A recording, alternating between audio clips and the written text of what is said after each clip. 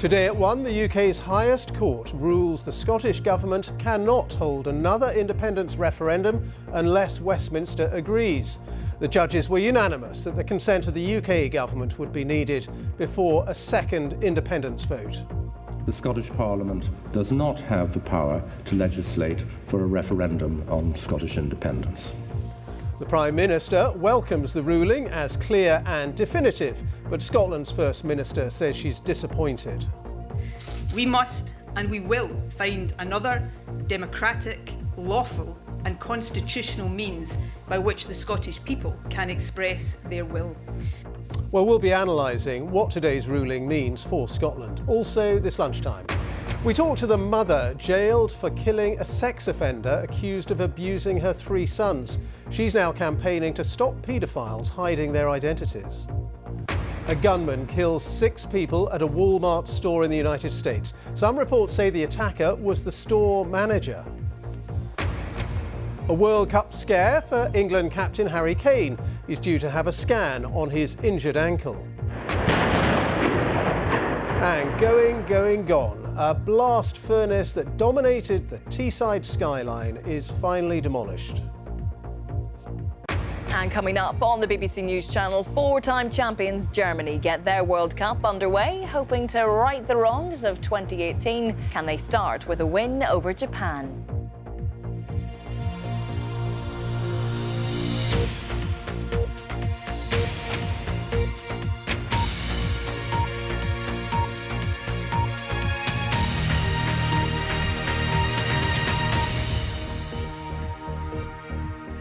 Hello, good afternoon. Welcome to BBC News at 1. Judges at the Supreme Court have ruled that the Scottish Parliament cannot organise a second independence referendum unless the UK Government agrees. In 2014, voters in Scotland rejected independence, but the First Minister, Nicola Sturgeon, wants another referendum next October. She has said she's disappointed by today's ruling. The Prime Minister, Rishi Sunak, says it is clear and definitive. Let's get the latest now then from our Scotland correspondent, Lorna Gordon, who's in Edinburgh for us this afternoon. Lorna. Yes, Ben, one door closed this morning, but Nicola Sturgeon, Scotland's First Minister, is still seeking other routes to a referendum. Her preferred option would still be a Section 30 order. That's permission from Westminster for the Parliament here to hold a referendum. But of course, successive Prime Ministers have refused to grant that. She's reframing the argument, saying this is no longer just about independence, but this is also now a debate about democracy and a democratic mandate. And she's going to convene a special SNP conference in the new year to debate the details of an approach to frame the next general election as a de facto referendum. There might have been legal clarity today, but the political arguments are far from over. Speedy and unequivocal. After complex arguments from the UK and Scottish governments, a clear legal ruling. The court is unanimous, which considerably shortens the time required. The 5 Supreme Court judges reaching their decision in just 6 weeks, ruling that the power to grant a second vote on independence lies with the UK Government at Westminster. The Scottish Parliament does not have the power to legislate for a referendum on Scottish independence. Scotland's First Minister says she respects and accepts the judgment. She will continue to seek Westminster authority to proceed with a vote and warns of this if it's not forthcoming. What I will not do, however, is go cap in hand. My expectation, in the short term at least, is that the UK Government will maintain its position of outright democracy denial. That position is, in my view, not just unsustainable, it is also utterly self-defeating. The more contempt the Westminster establishment shows for Scottish democracy, the more certain it is that Scotland will vote yes. The Prime Minister welcomed the ruling and said it underlined that both governments should focus on day-to-day issues and not the Constitution. We respect the clear and definitive ruling of the Supreme Court of the United Kingdom. And I think that the people of Scotland want us to be working on fixing the major challenges that we collectively face, whether that's the economy, supporting the NHS, or indeed supporting Ukraine. Now is the time for politicians to work together, and that's what this government will do. 3 little monkeys. Opinion polls suggest Scotland remains evenly divided on what the country's future should be. I'm not surprised. It's what we do next is the interesting bit. I think they should have the right to decide if we go for independence. You don't have to vote for it if you don't want to. So legal clarity, but the political arguments will continue. Scotland's First Minister would like the next election to be a referendum in all but name, and says her party will now build a wider movement to support this aim. Well, let's go back live now to Lorna Gordon in Edinburgh. And Nicola Sturgeon, Lorna, saying this ruling has been a hard pill to swallow. So where do you think the independence campaign goes now?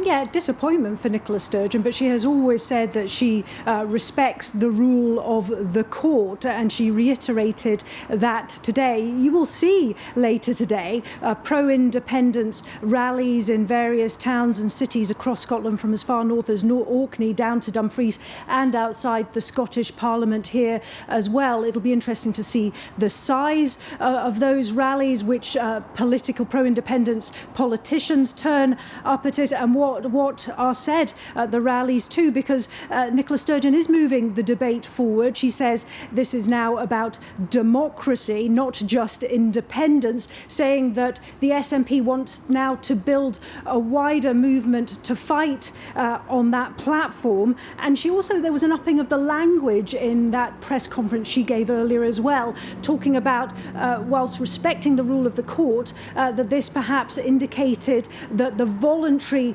partnership between the nations of the United Kingdom was being strained at the seams. So she will take every opportunity going forward to make the case for independence. That started with, of course, arguments over Brexit. Now it's arguments over the cost of living, which the SNP and their partners, the Scottish Greens, their partners in Parliament, would say could be dealt with better were Scotland to be independent. They will continue to make that case, and they will now make it with this argument about democracy as well.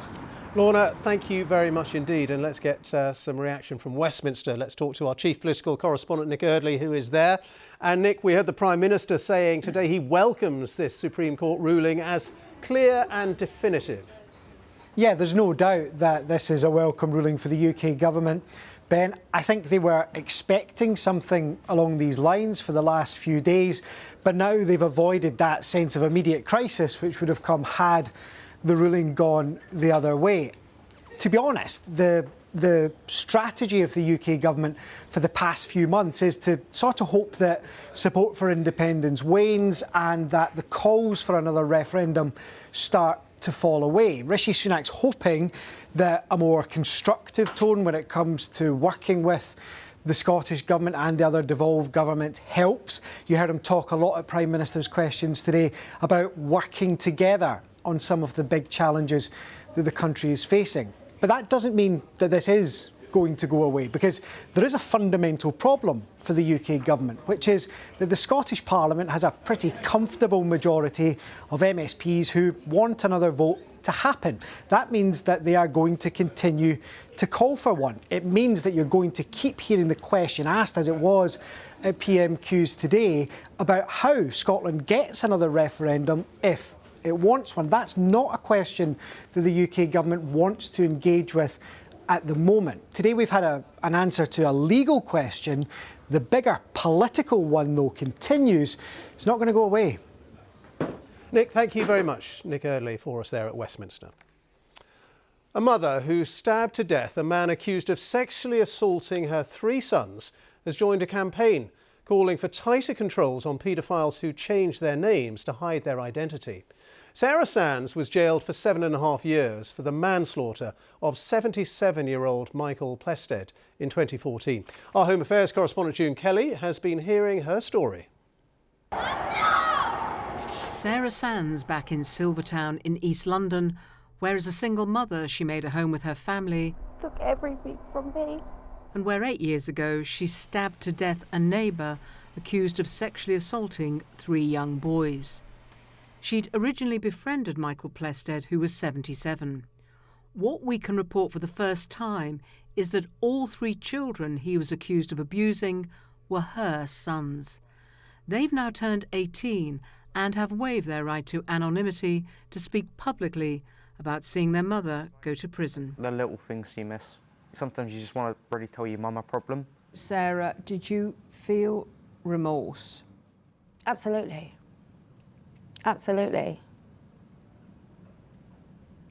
And why did you feel remorse? I bring life into the world. It never occurred to me that I would be guilty of taking life out of the world. While he was awaiting trial for the offences against her boys, Michael Plested was allowed to live back on the estate. Sarah Sands was caught on CCTV as she made her way to his flat. She says she wanted to appeal to Plested to plead guilty and spare her sons the court ordeal. She was carrying a knife. She says after he accused her children of lying, she stabbed him. She did this 8 times. He bled to death. Sarah Sands was found guilty of manslaughter rather than murder on the grounds that she'd lost control. Her original sentence of 3.5 years was deemed to be too lenient and was increased to 7.5 years. The offender took with her to the scene a knife which was used in the infliction of fatal injuries when the jury was sure that at the time she intended to cause at least serious, grievous bodily harm. The offender, having fatally stabbed the deceased, did nothing to assist him in that she did not call the emergency services. They absolutely have the right to demand answers from me. I had taken the law into my own hands. I had done that. After she killed him, it emerged that Michael Plested was already a convicted paedophile and had a long history of offending under his original name of Robin Moult. Sarah Sands has now joined a campaign calling for tighter controls on sex offenders who change their names. And despite what happened in their family, her sons also have this message. If you are being abused or have been abused, try and talk. The sooner you say it, the sooner you can potentially save more people from being in the same pain that you're feeling. June Kelly, BBC News. And you can see the documentary Killing My Children's Abuser. It's on BBC iPlayer now. And if you've been affected by any of the issues raised in that report from June Kelly, you can get help and advice at bbc.co.uk/actionline. Explosions have been heard in the Ukrainian capital Kyiv today after an air raid alert was issued for the whole country. Kyiv's mayor, Vitaly Klitschko, has said that infrastructure facilities have been hit and officials are reporting that at least one person has been killed. There are also reports of explosions in the south and southeast of Ukraine. Let's get the very latest now from our correspondent Jess Parker, who's in Kyiv. And Jess, you're in a shelter there because the air raid sirens have been sounding. Yeah, that's right. We've come down to the shelter after those air raid sirens sounded. Now, as you were saying, we first started getting some reports and heard from the mayor of Kyiv, Vitaly Klitschko, who posted on social media that there had been several explosions and a piece of critical infrastructure had been hit. We've also heard from officials that a residential building, so homes, have been hit. There are reports of casualties. As well, there are reports of explosions in other parts of Ukraine as well. And the mayor of Lviv has said that the lights are out in the city. Of course, that's in the far west of Ukraine. And we're hearing as well of disruptions to water supply. Now, of course, recent strikes have seen extensive damage to energy infrastructure in Ukraine, just as the winter is really setting in here. It's been around -2 degrees outside. So Ukrainians have been preparing as well for power outages, which have been ongoing, planned and unscheduled through the city and beyond. Now, looking ahead, of course, we don't know exactly how extensive the damage may be following what appear to be the strikes taking place today in Kyiv and across other parts of Ukraine as well. But I think you've got to remember they were racing after a brief period of respite to repair some of this energy infrastructure, and further attacks like this is exactly what had been feared. OK, Jess, thank you very much. Jess Parker there for us in Kyiv. One person has died and at least 14 others have been injured in explosions at 2 bus stops on the outskirts of Jerusalem. Israeli police say the first blast appears to have been caused by an explosive device placed in a bag. The second explosion came about 30 minutes later. A police spokesman said there had not been such a coordinated attack in Jerusalem for years. 6 people have been killed in a mass shooting at a Walmart store in the United States. It's believed the attacker was the manager of the store in Chesapeake, Virginia, who opened fire on his staff before then turning his gun on himself. Our correspondent Richard Galpin has this report. The police were soon on the scene looking for other victims. The store is very large, with plenty of places to hide. We were able to find multiple fatalities and multiple injured parties. With the Chesapeake Fire Department, we were able to put rescue and tactical teams together to go inside to provide life-saving measures rapidly and quickly. And then through the course of the investigation, we believe it was a single shooter, and we believe that shooter is deceased at this time. This woman says her brother was shot, but is now up and breathing. He actually was shot in his side. He is up, talking, breathing. They don't have a lot of details right now. Walmart has said it's shocked at the violence, and the Virginia State Senator Louise Lucas has said she is absolutely heartbroken. The Chesapeake mayor has described it as an act of senseless violence. And what has happened here is just the latest of many mass shootings in the country. Less than a week ago, 5 people were killed and many injured in a gun attack at a drag show in Colorado Springs. Richard Galpin, BBC News. And the time is 16 minutes past 1. Our top story this lunchtime. The UK's highest court rules that the Scottish Government cannot hold another independence referendum unless Westminster agrees. And coming up, the growing number of people who can't work because of long-term health problems. Coming up on the BBC News channel, Pep Guardiola is staying put with 4 league titles under his belt already. The Manchester City boss has signed a 2-year contract extension that keeps him at the club until 2025. Let's bring you the latest on the World Cup now. England are sweating on whether their captain Harry Kane will be fit for the next World Cup game on Friday. He injured his ankle in the team's opening match against Iran. Well, meanwhile, this morning, Morocco have been playing Croatia. The score there, 0-0. Let's go to John Watson, who's in Doha with the very latest for us. John.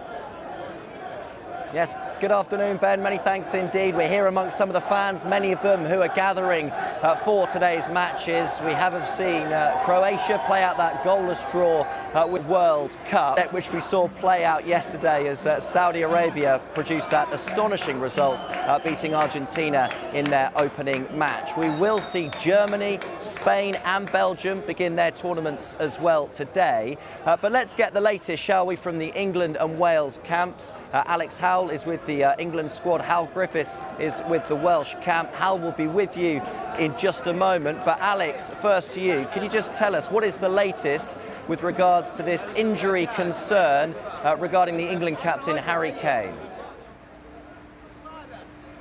Hi John, well I'm here now at the England training camp in Al Wakra, where there's been a nervy wait and is a nervy wait for the results of a scan that Harry Kane is having on his right ankle training pitch, but none of the players were who started that match, and it would be a concern if Harry Kane was unavailable for the upcoming matches. He's England's talisman and arguably their most important player. However, we've just been speaking to and heard from England goalkeeper Jordan Pickford, who said that Harry Kane is sore, but he's fine, and crucially, he was out on the training pitch. So Gareth Southgate will be hoping that he comes through training well, the scan is positive, and that he'll be available for that match against the USA on Friday. Alex Howell there, thank you for that update. Alex with the England squad. Howell is with the Welsh camp. Howell, we've seen some of the Wales fans who've been gathering ahead of that match on Friday here in full voice. How are the Welsh team shaping up for that match to come against Iran on Friday?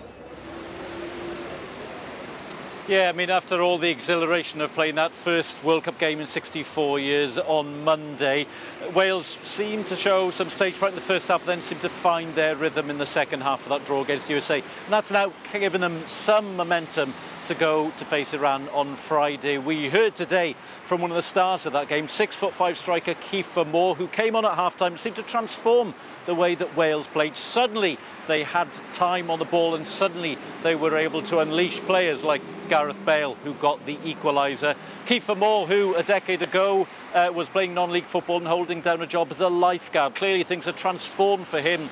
Now a Premier League striker and one performing on the world stage, and he's hopeful but not insisting that he'll start on Friday. That, of course, is manager Robert Page's job. But all 26 players are out on the grass training today, so we expect them all to be fit and ready for selection. Players have had a little downtime too. The Football Association of Wales releasing some pictures of them, well, dragon racing in the swimming pool. We're probably used to this from other camps now, seeing players relax and playing pool and darts and so on. So dragon racing seems to be the latest thing, keeping the Welsh players occupied in their downtime. But certainly they're looking to for all 3 points in that game on Friday. That would give them a realistic chance still of making it out of the group. Indeed, the Welsh team finding time to relax in and around those matches. Hal Griffith, many thanks for that. Of course, Wales taking on Iran at 10 o'clock on Friday, before England then go on to face the United States at 7 o'clock on Friday evening, before both England and Wales then meet in their final group game next Tuesday. Ben. Yeah, lots to look forward to. John, thank you, and the team there in Doha. Well, we're going to stay with football now because it is one of the biggest and most famous football clubs in the world. But now the owners of Manchester United are thinking about selling it. The American Glazer family bought the club 17 years ago, but they have long faced protests against their ownership from fans who are angry about the way they've run the club. Let's get the latest then from our sports correspondent Andy Swiss, who's at Old Trafford for us this afternoon. Andy. Yes, Ben, even by Manchester United standards, it has been a dramatic 24 hours. As you say, the Glazer family have announced that they are considering selling the club, and that is news that will frankly delight most Manchester United supporters, because ever since they took over back in 2005, the Glazer family have been hugely unpopular with the supporters. That's because they were only able to buy the club by borrowing money against it. They effectively plunged the club into millions of pounds of debt. The fans feel they should have spent more money on the players. Remember, United haven't won a trophy since 2017, and the protests against the Glazers have been getting louder and louder. So why have they made this announcement now? Well, a number of reasons perhaps. First of all, the demise of the European Super League, which would have been hugely lucrative to the Glazer family had it happened, but it's not happened.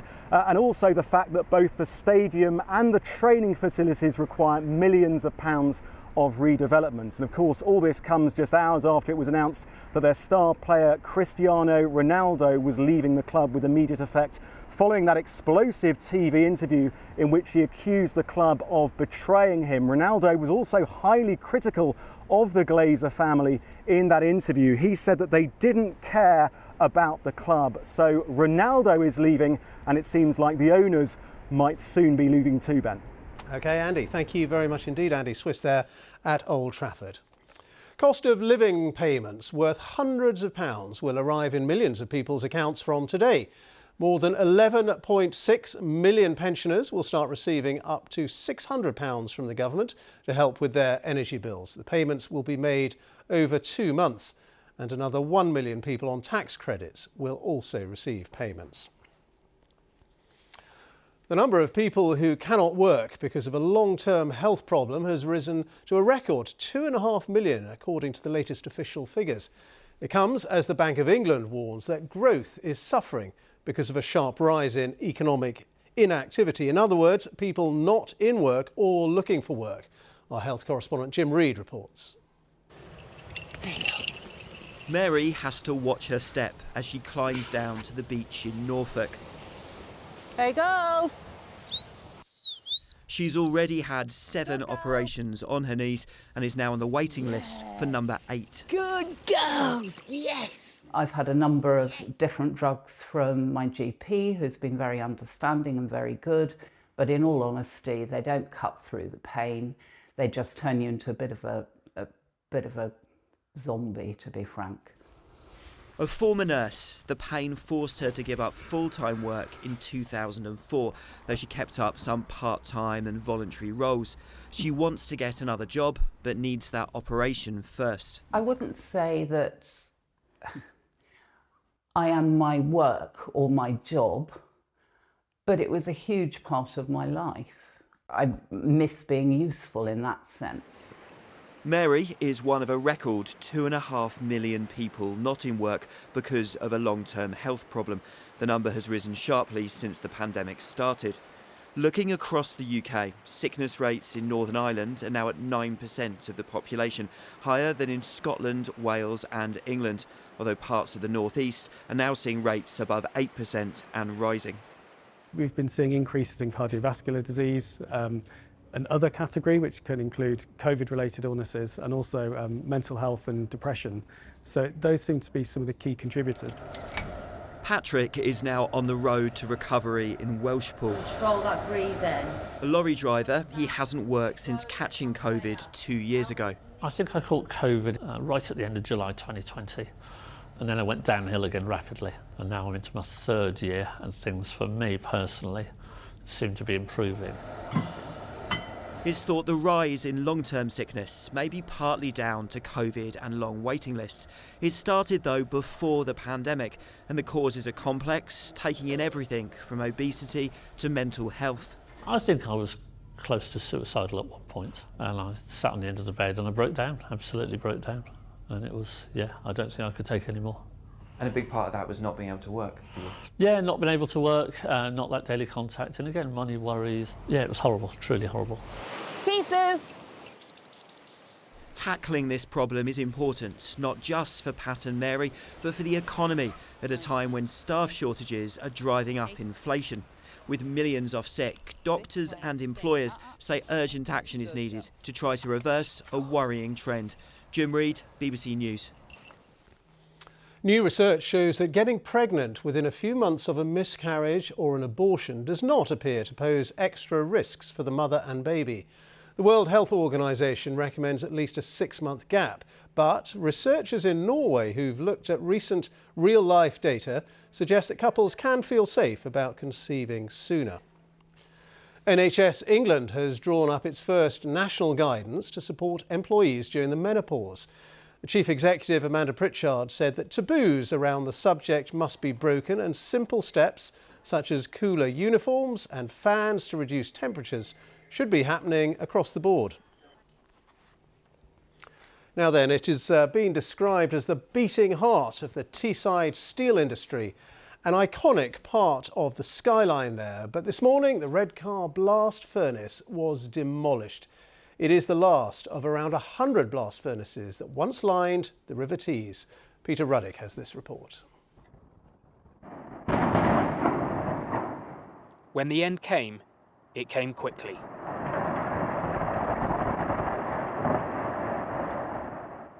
Redcar's blast furnace, once one of the largest in Europe, another part of the North East steelmaking past to make way.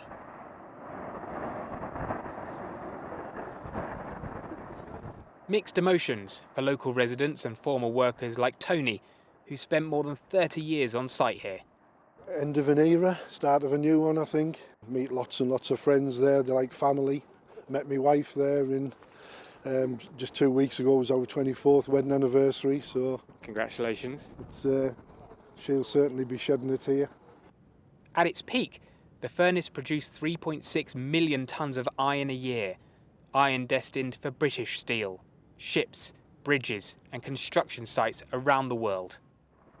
More than 4 decades of British industrial history brought to the ground in just a few seconds. The question is, what will fill this newly created gap on the iconic Teesside skyline? There had been calls to stop the demolition and preserve the structure as a sculpture or attraction. However, the local mayor said that had not been a viable option.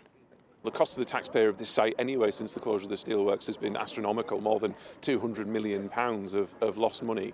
But ultimately we're a very practical people on Teesside. We get our hands dirty, we've got that proud industrial heritage and we want that opportunity again. We want those manufacturing jobs, we want those industries, those power generation jobs back, because Teesside's always done that. We built the world and we want to build it again. The 4 gas stoves which survived today's blast will be taken down next month, when the work really begins to clean up the site and get it ready for its new future. Peter Ruddick, BBC News, Redcar.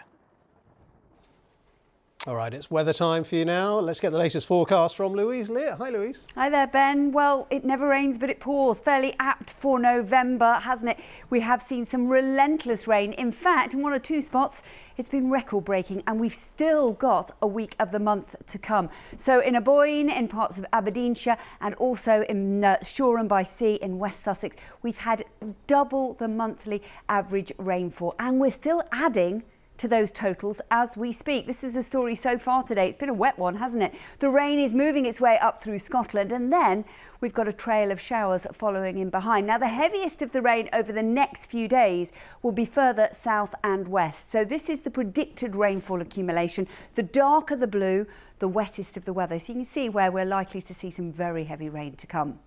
For the rest of the afternoon, though, we've still got the rain and the strong winds in Scotland. We've got some squally showers out to the south and west, some of these heavy with rumbles of thunder and lightning mixed in there too. The best of the brighter weather will be in sheltered eastern areas, and because the wind direction, albeit strong with gale force gusts, with the rain in the far north and also down in the southwest, it's coming from a southwesterly direction. So it is just a smidge milder than it has been of late, with top temperatures of around 13 Celsius, the high.